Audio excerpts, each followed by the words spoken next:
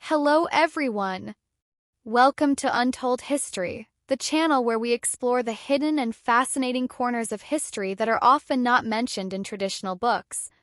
Today, we will delve into one of the most radical and controversial episodes of the 16th century, the revolt of the Anabaptists in Münster, an event that shook the religious and social structures of its time and left an indelible mark on the history of Europe.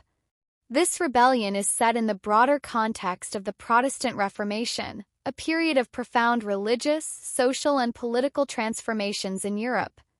In the midst of the disputes between Catholics and Protestants, more radical groups emerged that rejected both the authority of Rome and that of conventional reformers such as Martin Luther or Ulrich Zwingli. Prominent among these groups were the Anabaptists, who advocated freedom of conscience, separation of church and state, and the rejection of infant baptism, insisting that only adults could receive baptism when they were fully aware of their faith. The belief in the creation of pure Christian communities without the corruption of the outside world led some Anabaptists to adopt an almost apocalyptic view. They believed that they were called to establish a new Jerusalem on earth, a society based on equality, justice, and biblical teachings, free from the oppression of the political and religious authorities of the time.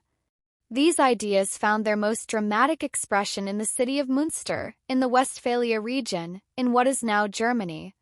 It all began in 1534, when a group of Anabaptists led by Jan Matthys, a charismatic Dutch preacher, and his follower Jan van Leiden, managed to take control of Münster.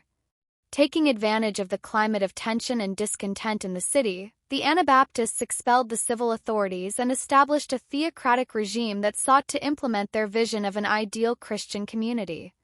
Münster became a radical experiment both socially and religiously. One of the first measures was the abolition of private property, replaced by a communal economy in which all goods were shared by the community.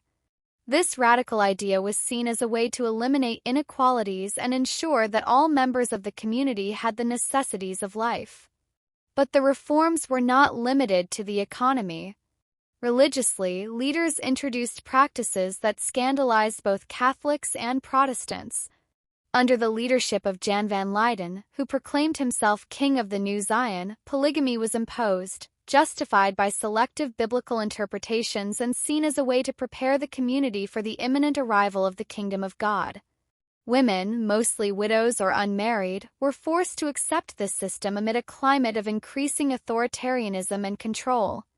The regime installed in Münster quickly became a focus of concern for the neighboring powers. The mixture of religious fervor, radical ideology, and theocratic rule threatened to destabilize the region. Both Catholics and Protestants, habitual enemies, were united in their rejection of the Anabaptists, seeing in Münster a dangerous example of how heresy and disorder could spread if left unchecked. This unusual alliance led to one of the most violent and prolonged sieges of the 16th century. The Duke of Cleves, together with Catholic bishops and Protestant leaders, organized a military siege around Münster that lasted for more than a year. The city, under a total lockdown, faced a desperate situation. Within the walls, Jan van Leiden's regime became increasingly repressive. Executions of those deemed traitors or heretics within the Anabaptist community itself intensified. Paranoia and tension grew as food and resources dwindled. Finally, in June 1535, the Allied forces managed to penetrate the city's defenses.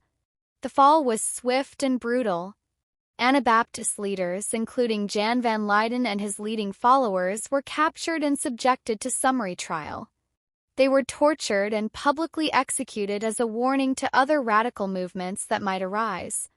The bodies of the leaders were displayed in hanging cages in the Church of San Lamberto, where they remained for decades as a macabre reminder of the price of rebellion. Although the rebellion was brutally put down, its effects reverberated throughout Europe. The Anabaptist rebellion in Münster became a symbol of both the dangers of religious extremism and the authorities' fear of any movement that challenged the established order.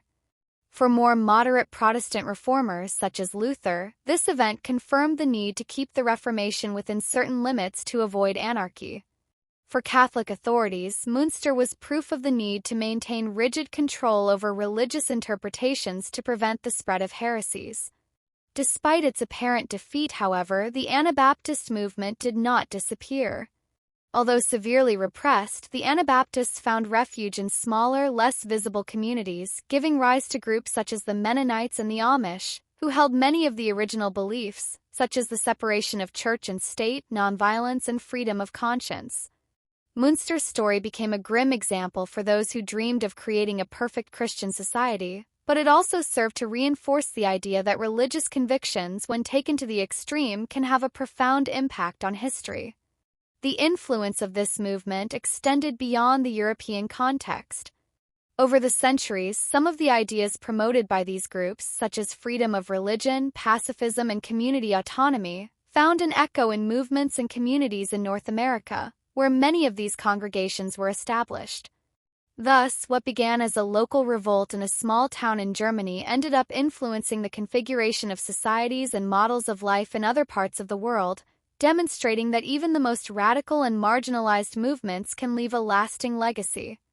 In retrospect, the Münster Rebellion exposes the tensions inherent in the pursuit of a religious utopia, where idealistic aspirations can degenerate into authoritarianism when confronted with the reality of circumstances. As the Anabaptist community attempted to shape its new Jerusalem, it also became caught in a cycle of repression, fear, and bigotry, transforming itself from a revolutionary community into an oppressive regime that justified its actions in the name of faith. This conflict highlights the dangers of movements that, in their desire to build a new and pure order, fall into the very errors they claim to combat. Thank you for joining us again. We hope you enjoyed discovering how this movement challenged the established order and what consequences it had for the religious and social history of Europe. If you liked it, don't forget to leave your comment and share the video. And if you want to continue discovering more surprising stories, subscribe to the channel and activate the bell so you don't miss any of our videos. See you in the next episode of Untold Story.